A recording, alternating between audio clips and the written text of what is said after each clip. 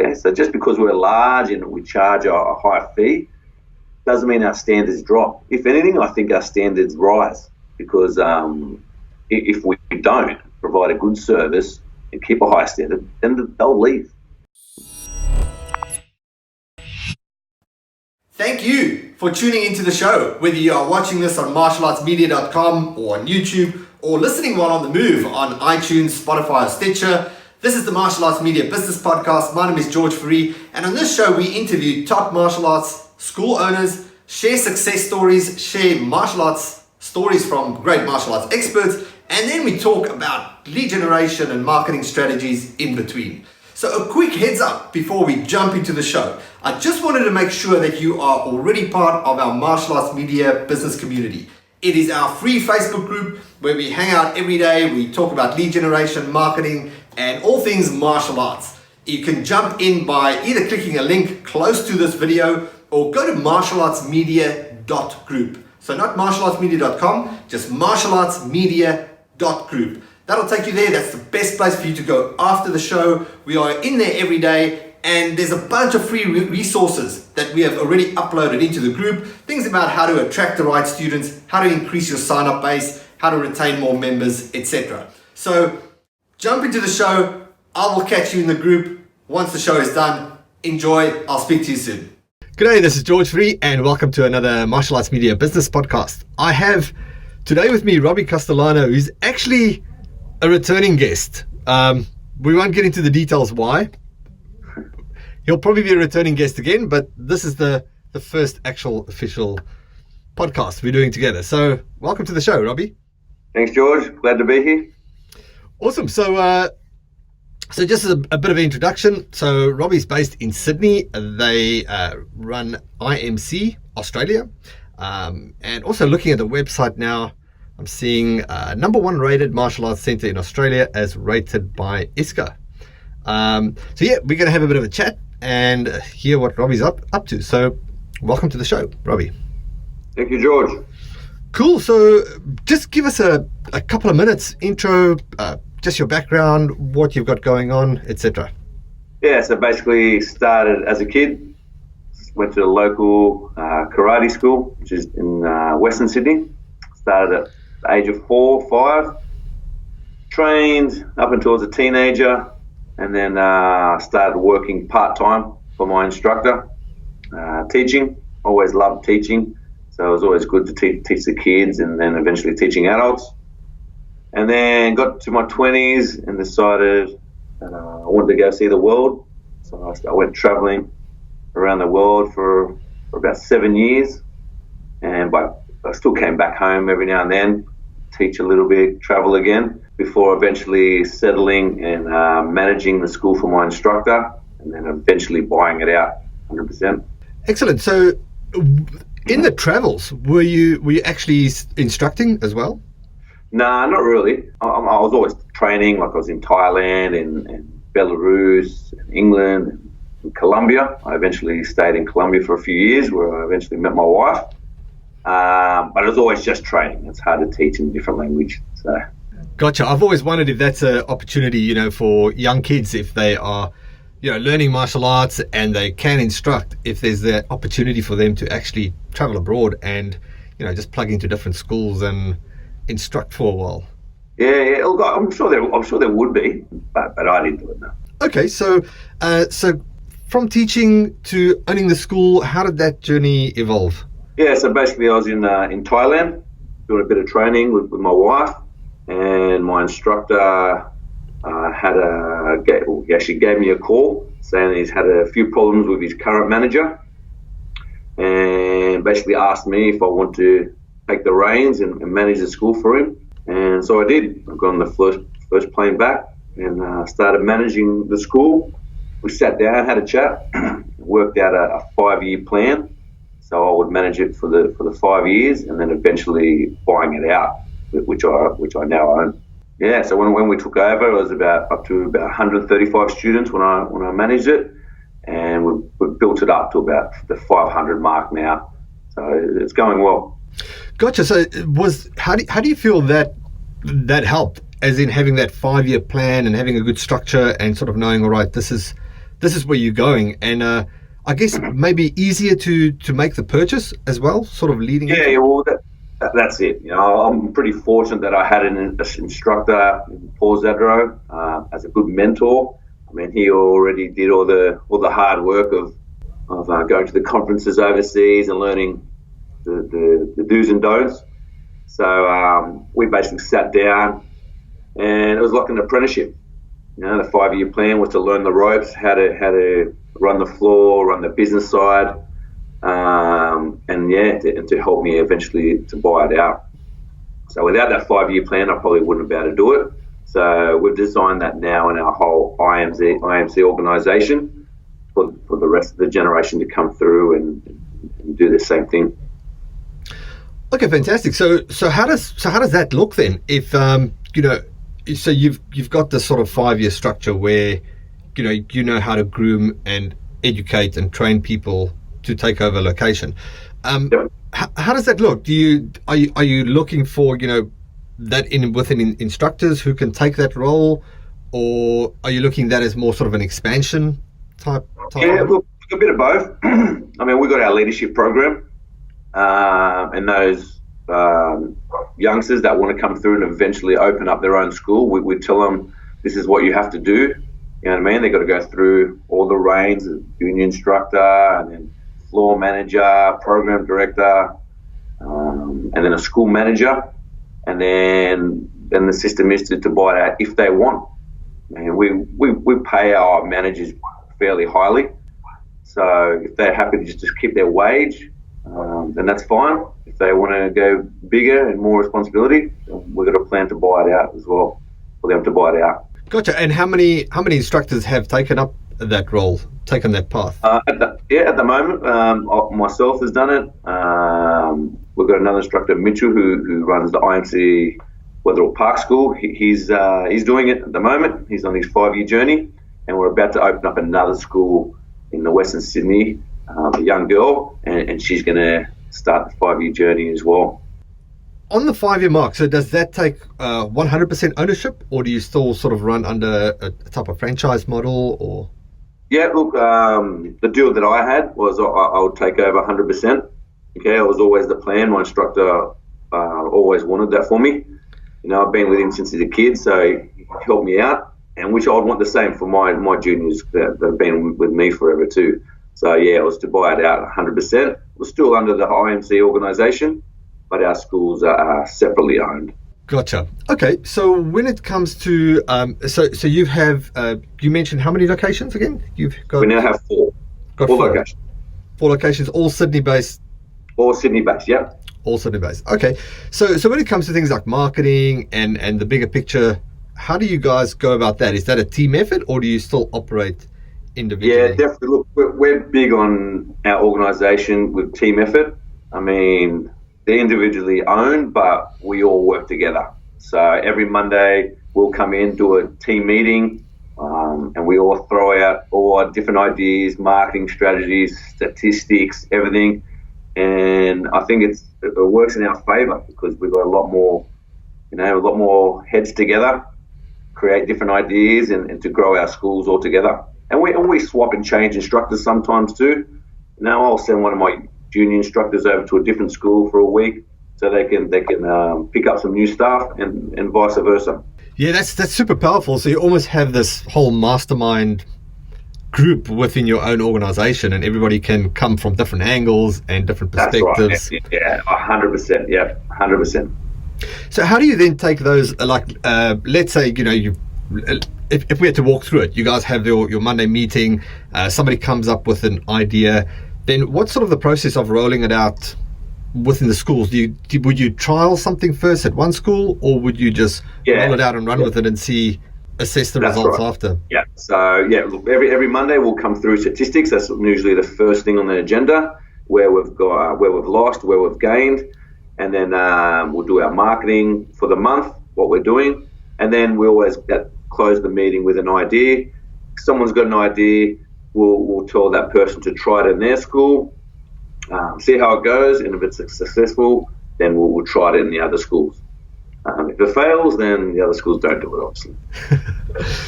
Gotcha. So Can you share a bit more, just about sort of that structure of that Monday meeting? So you mentioned you got statistics, you talk marketing, etc. Is there anything else that you cover within moving the organization forward? So we always talk about what we're doing that month. So whether it's a life skill project or something like that, with gradings, or if we're doing seminars, how to organise that.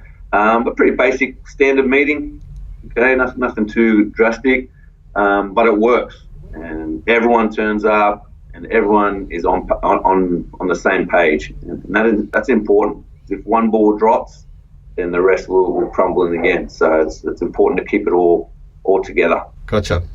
Okay, so let's talk a bit more about. So you're based in Liverpool, right? Yes. Western Sydney, yep. Western Sydney, gotcha. And I believe now that we talk about it, Paul Zado, I did see him in the news taking on the political role. Is that right? Yeah. So I think he's got to that stage in his life where he needs another challenge. So he's a very successful man. So I think he wanted that next challenge. So he went for the local Liverpool seat. Unfortunately, he didn't win. But I'm sure he had a good experience and made a lot of contacts as well. It was actually good for us to watch it, see how it all works. Gotcha. Actually, I did another podcast interview yesterday with Jim Morrison in Canada, and he was mentioning their 15th birthday this year, and the mayor is coming along. And I was like, hang on, you can't let that story just rest. How do you get the mayor to attend your birthday? He said, no, well, okay, they actually train together. But it was interesting that he mentioned how much community involvement that creates because of, having the mayor and the kids train there, but then just getting really involved with projects that they do with kids with autism and sort of being on the forefront. Yeah, for sure. Would that open different avenues for you within the martial arts school with having Paul in that position? Oh yeah, for sure. I mean, look, it's just another way to get your name out there. You know what I mean? I mean, we had the New South Wales Sports Minister come to our school with this campaign, and he came to see what we do in the school, how the kids train. We did a couple of demonstrations for him, and that goes all over social media as well. So it's just another avenue of marketing and getting your brand out there again. So yeah, it definitely helps. Gotcha. Okay, so let's talk about Liverpool. So we were just chatting about it earlier. Just IMC Australia #1 rated martial arts centre as rated by ISCA. So what's the big focus for you? Is it just? I guess let's start from the beginning. What styles do you teach? Yeah, so basically we're a multi-style school. We teach karate, kickboxing, MMA and Jiu-Jitsu. Our main clientele is kids karate. Probably makes up 70% of our school. MMA Jiu-Jitsu is just sort of an extra thing for people to come. And kickboxing program is pretty big as well. But our basic main focus is kids karate. Gotcha. And then the competition component with that is that so look, ISCA's a good organisation that has multi-styles. So you can do from kickboxing to little ninjas, 5-year-old kids competing. So we always stay on the ISCA circuit. It's probably the biggest in Australia as well, covering all the different states. And we've always had a strong tournament team going into these martial arts tournaments. And most of the years we always rate #1. So and that helps our students with retention as well. Sometimes kids get bored in their normal training, so they want an extra bit of push. So they join the tournament team and they'll compete. Gotcha. Okay, and so is that tournaments and things happening locally? Do you give students the opportunity to travel abroad? Yeah, pretty much. Look, there's always a tournament nearly every month. Some are in Sydney, some are in the country. I mean, there's tournaments in Queensland, Melbourne, even in Perth, where you are. I think Graham McDonald runs the ISCA in WA.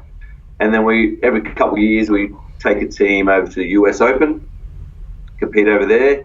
Last year we actually went to Jamaica for the ISCA World Championships there, which was awesome. I love traveling, and martial arts and traveling come together. I'm very happy. It's my life. Of course. Any opportunity to go overseas and take a team, we're on it. So how did that help the team? You know, when they go to a place like Jamaica, I spent a lot of time in Jamaica when I was in my young travel days when I was working on cruise ships. Like, crazy place, but it was always good fun. Just beautiful beaches and friendly people. So when a team goes and they travel to a place like that, how does what's the effect on just the culture and the team when they get back? Yeah, well, you know yourself. I mean, if you're traveling and you're going overseas, it's a whole new experience. You know what I mean? They get to see people from different countries, different styles, different ways of life. So, I mean, any type of traveling is good for anybody. I mean, you always come back a different person, and I think it brings the team together as well. You spend a couple of weeks with somebody overseas on those tours, and it brings back a closer relationship too. So. It always works well. There's never a negative experience on those trips. Gotcha. So where are you guys headed and you personally? You're part of the IMC group. What's the path forward for you? Yeah. So look, we've designed our leadership program to keep growing. All our schools, of course, anyone's goal is to also keep growing. My personal goal is to open up another school, which we're in the frame of doing hopefully this year, and then just keep going, do as much as possible. Sky's the limit. Okay. And you mentioned your wife trains as well, so is it just you in the business? Is it family business or? Yeah, so it's just me and my wife. She mainly does all the admin for the school, which I'm pretty lucky because that's what she studied in university, so it all planned out and worked together. But she stays at home. I pretty much run the school. I've got my manager of the school, so I don't have to always be there. I try to have at least a couple of days off in the week to spend with my family. But it's all about the system. I mean, you've got to design those systems and you've got to stick to them and make sure they work. As soon as one of those systems kicks out, it all falls apart. So I think it's so important that you have those right and stick to it. I'd love to ask you about that. So, I mean, if you're mentioning, obviously, you're preparing as well to go for a second school. So, yes, your systems have got to be in place. And you mentioned, okay, you've got your wife involved, but you mentioned she doesn't really come to the dojo, just working at home. More behind the scenes. Yeah, she's more behind the scenes. You've got family, you've got kids, right? Yeah, I got two little kids, 5 and 2. My son, who's 5, he trains, and he's one of those karate kids that pretty much lives at the school. And he loves it, so I'm very grateful for. So, that's family awesome. Man. So how do you manage this and moving forward, right? So you mentioned you're really clear about your systems and then your family time. So how do you create that balance, and especially knowing that you've got the new location coming as well? Yeah, well, it all comes down to the right person, right? I mean, if you're going to open up another school, you wouldn't do it unless you had someone that you believe in that could do it. So that's where our leadership program comes into place. So we have a person now that's ready to step up. She's pretty much been managing my school for the last couple of years, and I sort of stood back a bit to see how she runs it all by herself, and she's proven that she can do it easily. So we sat her down and asked if she wants to move forward and open up another school and run that one. And she agreed. So she's in the process now of training somebody to replace her, which is awesome. All about the systems. So let's say you're starting with systems. What are the core systems that you have to have in place before you feel that you're ready to open that extra location? I think, my instructor always told me as a test, if you go on holidays for a month and your school grows by that person that you've left in charge, then they're capable of running the school of their own. If it fails and you lose students while you're away, then maybe that person isn't. So that's one little test we do. But we make sure everyone's trained up. Okay, so we've got our leadership program, like I said, and we have different levels in that leadership program. And if someone isn't up to standard in a certain area, we make sure that they need more training. We do our staff training once every couple of months, like a big staff training, where we make sure everyone's up to speed, because there's always new casuals and new leadership members, and we just make sure our standards high. and up to date. And sort of the core system, like the system of systems, that the one thing that's kind of steers everything and puts everything in place. What would you say that is? Yeah, well, look, it's pretty straightforward, like every other school. You know what I mean? There's so much information out there now. I mean, you can go on Facebook and see a whole lot of stuff, even for free. And there's plenty of help. You know, it's funny because I go to the ISCA tournaments and I speak to so many school owners that are trying to do martial arts full time, and I tell them all the different stuff they like to go to an EOC conference, for example. And I tell them they should go if they want to grow. And then they don't do it. You know what I mean? Like, it's simple stuff that you can follow, and they just don't do it. And then they wonder why they don't grow. You know what I mean? So yeah, just all the basic, normal stuff that's out there. Follow the system that everyone's created, and there's plenty of information out there. Okay, cool. So Robbie, you well established. You know, you guys you tick all the boxes. You've got the systems. You've done your 10,000 hours and beyond in business. So if you were to break it down, what advice would you give to someone going from 0 to 100, 100 to 200, 200 to 300 students, etc.? Yeah. Look, first of all, if I was the first thing I'd do is find the right location. I mean, all our schools and even our future schools, we open up on a main road. So that's half of our marketing done already for us. I mean, you can try to beat the rent and get something a little bit cheaper in the back alleys, but you're going to pay more in marketing. So all our schools must be on a main road. So that's one thing I'd be looking at. And the next thing is I'll be trying to find the first person that walks into my dojo with leadership skills, and I'll be starting to train that person to help and starting to eventually put them on as staff. So that would be my first things. So location, super important, and then really identifying that leader from the get-go. Anything else from that point?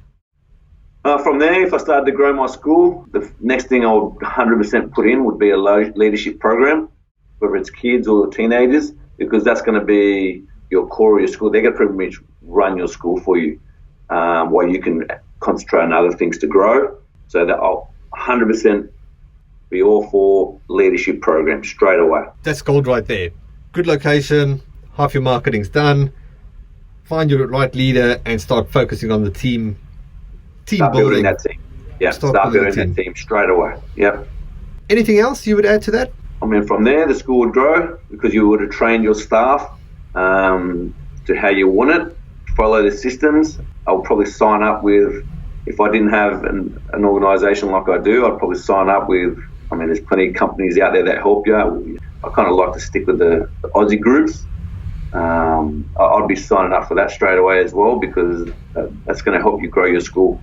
And these guys have got it all in place for you. That's what I keep saying to these guys that I was talking about. It's already done for them. They just got to sign up and follow it. And they don't do that. And that's why they don't grow.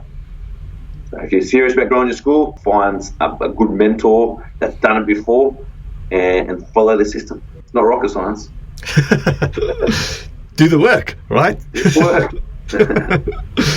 All right, awesome. So, one or two more questions. You mentioned your location in Liverpool, right? So you're on a main road. It's also probably, I would, on a wild guess, reckon that Liverpool has the most martial arts schools per square meter in the whole of Australia. So what's your take on that, on the competition? Is it beneficial? Yeah. Or? Well, it's true. There's so many martial arts schools right where I am, and I remember telling my instructor about it when he offered me the job. I said, but there's so many schools around here. How are we going to compete? And he pretty much said, if you do the things that I tell you to do, you'll be the biggest, and you won't worry about them. And that's what we did, and now we are the biggest. I mean, I've got a school that's 200 metres down the road from me, and he's still successful. I mean, he's got, I think, around 400 students, and I've got 500 students. I mean, it doesn't matter. Would I be bigger? Probably. I probably wouldn't be able to fit everyone in if he wasn't there. But it doesn't affect us really anyway. I mean, as long as you keep your school professional and provide a good service, people will always come. You know what I mean? So it hasn't bothered us, no. Thanks for being on. I'm going to ask one question, and I've been contemplating whether I should ask this question, but I think it's worth talking about it because I've got my take on this word and question, and a lot of people do, and I mean I'm gonna keep my appointment back, my opinion for now, and I'm gonna ask this question in a few podcasts and see how it goes. So here it is, McDojo.